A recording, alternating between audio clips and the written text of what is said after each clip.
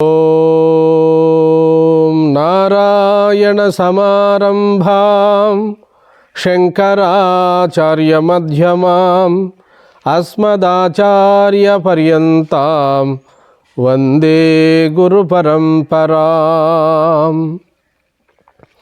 దివ్యాత్మస్వరూపులైన ప్రియ ఆత్మబంధువులారా, మనం కొంతకాలంగా ఈ ఆధ్యాత్మిక ప్రవచనములను జరుపుకుంటున్నాం. మరి ఈరోజు మన ప్రస్తావన ఏది నిజమైనటువంటి తత్వము, ఎవరు బోధించేటువంటిది నిజము అన్నటువంటి అంశమును పైన మనం ప్రస్తావన చేసుకుందాం. నేటి సమాజములో ఎందరో గొప్పవారు యూట్యూబ్ ఛానల్లో అద్భుతముగా ప్రవచనాలను అందిస్తున్నారు. వారందరికీ నా హృదయపూర్వక నమస్కారములు. కొందరు యోగాన్ని గురించి చెప్తూ ఉన్నారు. యోగమే ప్రశంసనీయమైనదని, యోగము తప్ప శరణ్యము లేదని, మోక్షమునకు యోగమే సరైన మార్గమని బోధిస్తున్నారు. ఈ విషయం ఏమి తప్పు కాదు. కొందరు ధ్యానయోగమే గొప్పదని, ధ్యానయోగమునకు మించినది ఈ సృష్టిలోనే లేదని, కాబట్టి ధ్యానయోగమునకు మించింది ఇంకొకటి లేదు అని చెప్పి కొంతమంది మహనీయులు ప్రబోధ చేస్తున్నారు. అలాగే కొందరు మంత్రయోగమే గొప్పదని, మంత్రయోగమునకు మించినది ఇంకొకటి లేదని, కాబట్టి ఆ మంత్రయోగానికి కూడా దృష్టాంతంగా కొంతమందిని చూపిస్తున్నారు. ఇవన్నీ కూడా మంచివే, కానీ పరమ ప్రమాణము కాదు. ఈ సాధనలన్నీ కూడా ప్రమాణాలకు చూపుతున్నారు. మనకు ఉపనిషత్తులను ప్రమాణంగా చూపుతున్నారు. కానీ పరమ ప్రమాణం ఏమిటి అంటే, జగద్గురు శంకరాచార్యులు వారు ప్రస్థానత్రయ భాష్యములో మనకు సెలవిచ్చారు కదా.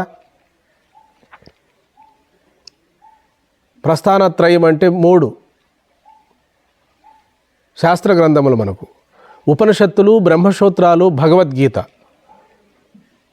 ఈ ఉపనిషత్తులు, బ్రహ్మసూత్రములు, భగవద్గీత సద్గురువుల ద్వారా, శ్రోత్రియులైన బ్రహ్మనిష్ఠుని ద్వారా, సాధన సంపత్తి కలిగినటువంటి చతుష్టయ సంపత్తి కలిగిన శిష్యులకు సద్గురువులు బోధించేటువంటి ప్రబోధయే నిజమైనటువంటి బ్రహ్మోపదేశం. శాస్త్రమే ప్రమాణం. దయామయుడైన పరమేశ్వరుడే జగద్గురు శంకరాచార్యుల వారుగా అవతరించి ఈ ప్రస్థానత్రయ భాష్యాన్ని లోకానికి అందజేశారు. ఈరోజు మనము ధ్యానం గొప్పదే, అది ఉపాసనే అవుతుంది. మంత్రయోగం గొప్పదే, ఆ మంత్రయోగం ద్వారా ఎందరో తరించారు, కానీ అది కూడా ఉపాసనే అవుతుంది.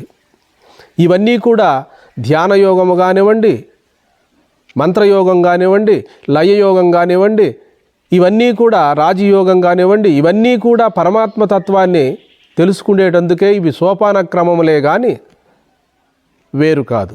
సాక్షాత్తు మోక్షదాయకములు కాదు. సాక్షాత్తు సాధనలు అనగా ఏమిటి అంటే శ్రవణము, మననము, నిధిధ్యాసనము.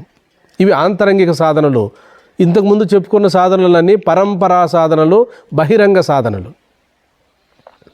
నీవు పొందబడేటువంటి ఆత్మతత్వము, దేనికోసమైతే నువ్వు ప్రాణాయామం చేస్తున్నావో, దేనికోసమైతే యోగాభ్యాసాన్ని చేస్తున్నావో, దేనికోసమైతే ధ్యానయోగాన్ని చేస్తున్నావో, ఆ స్వరూపము నీ స్వరూపమై నీకు ప్రాప్తించే ఉన్నది.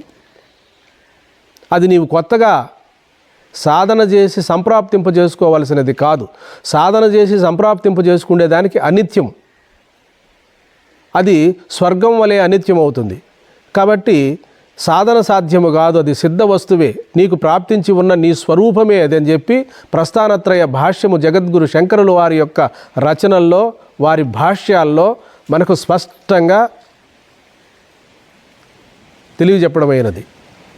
కాబట్టి ఎవరైనా ఆత్మజ్ఞానాన్ని తెలుసుకోవాలి మనకు జిజ్ఞాస ఉన్నట్లయితే నిజముగా అట్టి సద్గురువుల ద్వారా మనం తెలుసుకొని ఆత్మానాత్మ విచారణ చేసుకొని ఆత్మనగానేమి, పరమాత్మనగానేమని రెండిటికి ఉన్న వ్యత్యాసాన్ని తెలుసుకొని ఈ జన్మలోనే మనము అట్టి అనితర సాధ్యము అయినటువంటి ఆ అపవర్గమైనటువంటి మోక్షాన్ని మనము ఈ జన్మలోనే అనుభవానికి తెచ్చుకోవాలి.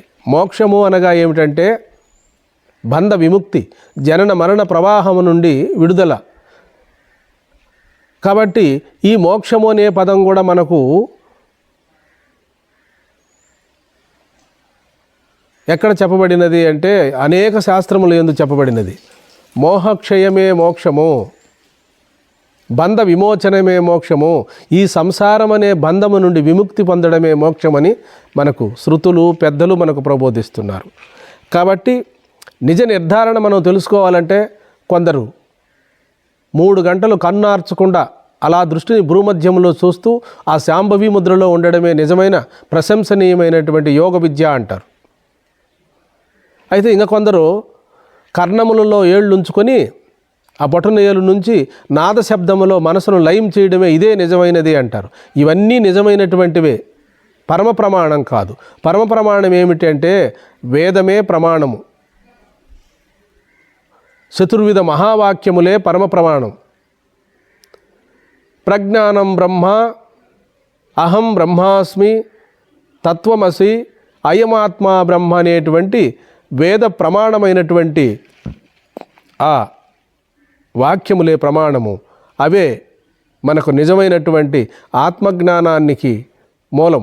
కాబట్టి ప్రియాత్మ బంధువులారా, ఇవన్నీ కూడా మంచివే, ఇవి ఎవరూ కాదనడానికి లేదు. అంతటి సామర్థ్యము అంతటి యోగ్యత మనకు లేనప్పుడు ధ్యానము చేయాలి, యోగము చేయాలి, జపమాచరించాలి, ప్రార్థన చేయాలి, ప్రాణాయామము చేయాలి. ఇవన్నీ కూడా మన స్వరూపాన్ని తెలుసుకునేటందు కొరకే ఏర్పాటు చేశారు మన పూర్వీకులైనటువంటి ఋష్యాదులు. ఆ ఋష్యాదులే ఉపనిషత్తుల్లో మంత్రద్రష్టలై దార్శనికులై ఆత్మానాత్మ విచారణ చేసుకొని అనాత్మనగా నామరూపాత్మకమైన ప్రపంచము, ఆత్మనగా దృక్కుస్వరూపము అని చెప్పి ఆ ఋషులే మనకు ప్రబోధించారు. ఒకవైపు కర్మకాండను, మరొక వైపు జ్ఞానకాండను మనకు ప్రబోధించారు. అదేవిధంగా సాకారాన్ని, నిరాకారాన్ని అన్నిటిని కూడా బోధించారు, అన్నిటిని కూడా ఆచరించి చూపించారు. ఎవరికి ఏదేది ఇష్టమో బుద్ధి కర్మానుసారిని. కొందరు యోగం చేయాలనుకుంటారు, కొందరు ధ్యానం చేయాలనుకుంటారు, కొందరు జపం చేయాలనుకుంటారు, కొందరు ప్రాణాయామం చేయాలనుకుంటారు. వీటన్నిటికీ గమ్యము ఒకటే. చిట్ట చివరి నిష్కర్ష తన్ను తాను గుర్తించడం, తానుగా మిగిలిపోవడమే. ఒక పరమాత్మ పరబ్రహ్మము తప్ప రెండో పదార్థము లేదని ఒక నిశ్చయ బుద్ధి ఏర్పాటైన తర్వాతనే ఆ స్వానుభవంలో శాస్త్రవాక్యము, గురువాక్యము, స్వానుభవం ఒకటేనని త్రిపుటి రహితమని తెలుసుకోవడమే ఇందులో ఉన్న పరమార్థం.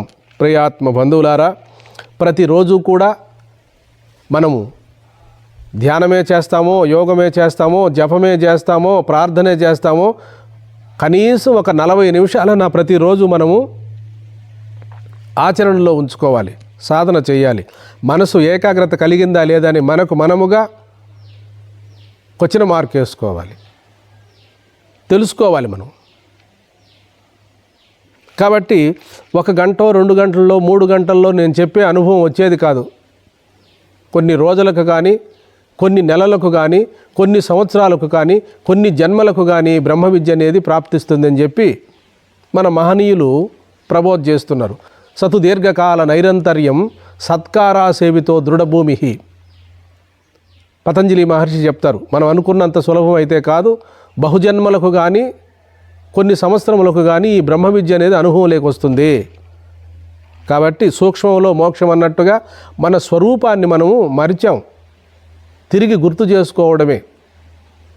ఈ యోగము, జపము, తపము ఇవన్నీ కూడా మనోమాలిన్యాన్ని తొలగించి ఆ నిరావరణమై ప్రకాశిస్తున్న మన స్వరూపాన్ని మనం అనుభవం తెచ్చుకొని, అయితే ఈ అనుభవంలోకి తెచ్చుకోవడం కూడా మనసే సాధనం. మనసు ద్వారానే మనం దీన్ని గుర్తించాలి. అతేంద్రియం బుద్ధిగ్రాహ్యం. శుద్ధమైన బుద్ధి ద్వారానే ఆత్మస్వరూప విజ్ఞానాన్ని ఆత్మస్వరూపాన్ని మనం గుర్తించాలి. ఇంద్రియాలకు అతీతమైన విషయం అది. అయితే శుద్ధమైన బుద్ధి ద్వారానే మనం ఆత్మస్వరూపాన్ని గుర్తించాలి, ఆత్మగా మిగిలిపోవాలి. ఆలోచన సహితము, ఆలోచన రహితము. పరిపరి విధాలుగా ఆలోచన కలిగింది అంటే అది మనసుకుండే స్వభావం. ఆ ఆలోచన రహితమైతే అదే బ్రహ్మస్వరూపం, బ్రహ్మాకారం చెందుతుంది. శుద్ధమైన జలమే తరంగము, ఆ తరంగములో ఉన్నది కూడా జలమే. కాబట్టి మనము ఆలోచన పరంపరగా ఉన్నప్పుడు కూడా అది బ్రహ్మము కంటే అన్యము కాదని ఏ విఘ్నులు గుర్తించగలరో అట్టి వారి జ్ఞానమే సుస్థిరమైనటువంటిది. నగగా ఉన్నప్పుడు కూడా అది బంగారము కంటే అన్యము కాదని ఎవరైతే గుర్తించగలరో అట్టి బుద్ధి ఏకాగ్రత కలిగినదని.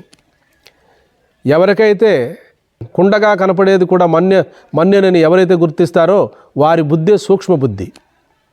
అలాగే నామరూపాత్మకమైన ప్రపంచముగా తోస్తూ ఉన్నప్పటికీ కూడా మూలమైన తన స్వస్వరూపాన్ని ఎవరు గుర్తించి ఆ స్వస్వరూపంలో మిగిలిపోగలరో వారికే సూక్ష్మాతి సూక్ష్మమైనటువంటి బుద్ధి గ్రాహ్యం ఉందని గుర్తించవలెను. ప్రియాత్మ బంధువులారా, మనము ప్రతిరోజు కూడా ఏకాంత ప్రదేశములో కూర్చొని ప్రశాంతముగా దర్భాసనము కానీ, కంబళి కానీ, ఏదైనా ఒక వస్త్రము కానీ, ఒక బెడ్షీట్ కానీ వేసుకొని ప్రశాంతముగా మనలో మనము తన్మయత్వముతో ఆత్మానుభవాన్ని పొందాలి. చెప్పువారు కన్న చేయువారు మిన్న, చేయువారు కన్న కన్నవారు మిన్న, కన్నవారు కన్న కలయువారు మిన్న, వారికన్నా అధికుండు లేడయా విశ్వదాభిరామ వినురవేమ.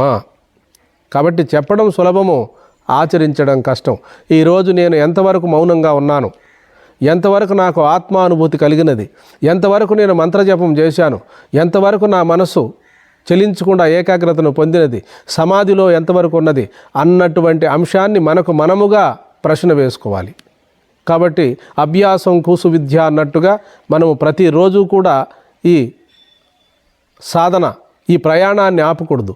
ఆత్మస్వరూప విజ్ఞానం మనకు ప్రాప్తించినంత వరకు. అయితే స్వామి, ఇంతవరకు మీరు ఆత్మ ప్రాప్తించే ఉన్నది కదా, మళ్ళీ ప్రాప్తించాలనుకుంటున్నారే అంటే అది సాధన దశలో అలా ఉంటుంది. సిద్ధావస్థలో ఆత్మను పొందబడే ఉన్నామనే సత్యం బోధపడుతుంది. ప్రియ ఆత్మ బంధువులారా, మరి ఆత్మస్వరూపం మనకు ప్రాప్తించే ఉన్నప్పటికీ కూడా ఆ ప్రబోధ మనకు కలగలేదు. జన్మాంతర సంస్కారాల వల్లనే మనకు ఆ అనుభవం రాలేదంటున్నారు మన మహనీయులు.